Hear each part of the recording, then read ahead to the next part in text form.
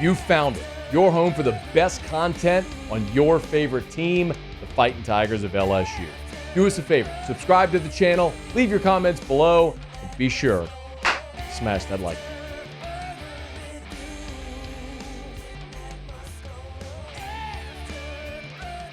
The big topic today at SEC spring meetings has been future scheduling.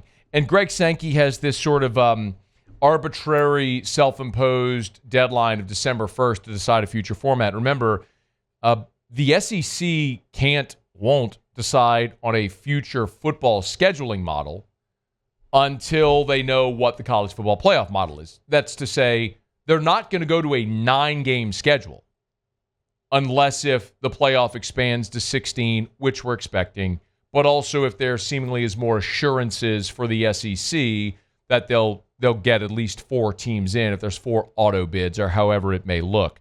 But what was so interesting is, and I asked you your opinion, like what you want to see. So feel free to tweet me or text me. For example, Jordan said, I don't like the 4 automatic qualifiers because the Big Ten would have Ohio State, Oregon, Penn State, Michigan in the playoff every year. Maybe, but Michigan, I'm not sure if you paid attention, Jordan, was 6-6 this year. Like, they wouldn't have been in the playoff this year. So that's not exactly true. Indiana would have been in, not Michigan. Anthony said top 16 in the polls, don't like the G5 auto bid. I agree. I don't like an auto bid for the G5 at all. Brad said he likes Kiffin's way, just the best 16 teams. Again, I agree with you. I think that is the best way to do it as far as a fair and equitable path to the playoff. I just don't think the decision makers are going to do that because they have to consider the financial component of it. Well, there's another part of this that's continuing to blend the SEC and the Big Ten. And Brian Kelly, when he met with reporters sort of in a media scrum, he talked about the possibility of the SEC and the Big Ten playing each other every year in the regular season. We want to play Big Ten schools. You got to get a partner. Right. You got to get a partner who says we're in for that too. So we've made our voice clear. Our ADs know that as well, that we would like that. Our commissioner obviously heard us as well. The rest will be up to, what gets negotiated. Again, there's some things that, if we lived in a vacuum, we'd have all these answers, but we don't. There's other pieces that are involved in this, and we'll see what happens. So remember, right now, the SEC plays 8 league games and a mandated Power 4 non-conference. What, as Brian Kelly clarifies here, you're discussing is the Big Ten in addition to an expanded SEC schedule.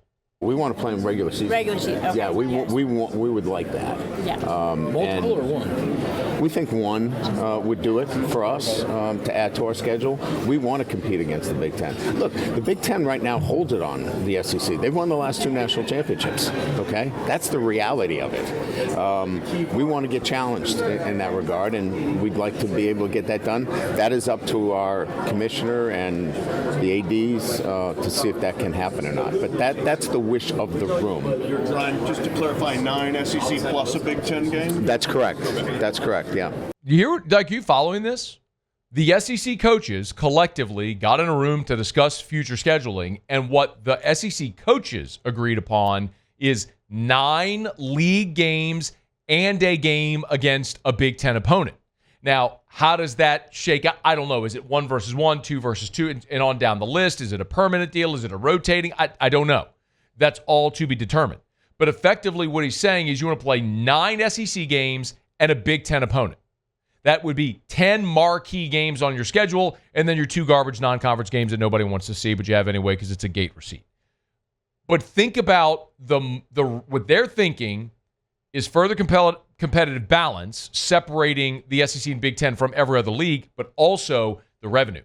Because now you're getting 9 more, I guess in a 16-team league, 8 home games for each per year.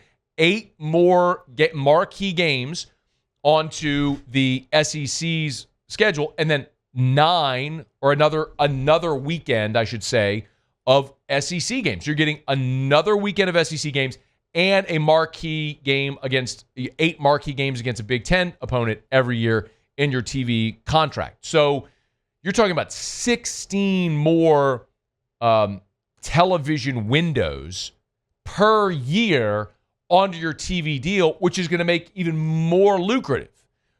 In the revenue sharing era, you need that money. So that's a component of it. It's going to be a better schedule. It's better for the fans, more revenue, all that stuff.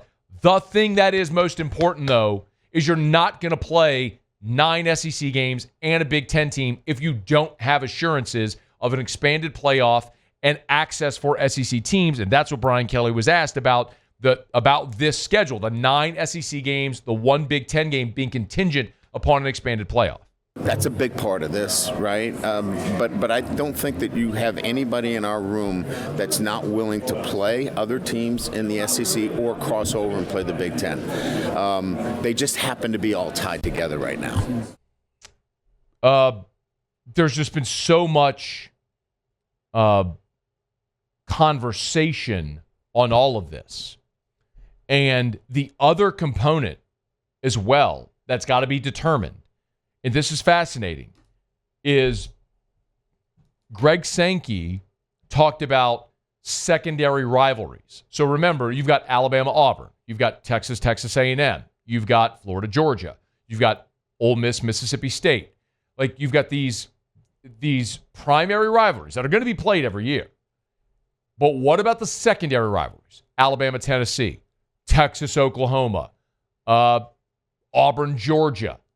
What about those games? Greg Sankey said, based on the conversations they're having, they can't commit absolutely to having those part of the schedule moving forward. I'm not committing to that, but we're attentive to real key rivalries and have models that can accommodate those that have been shared and will continue to be shared.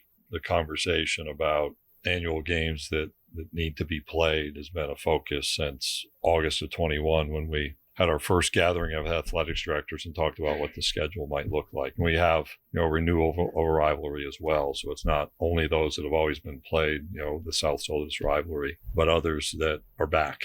So yeah, we have ideas.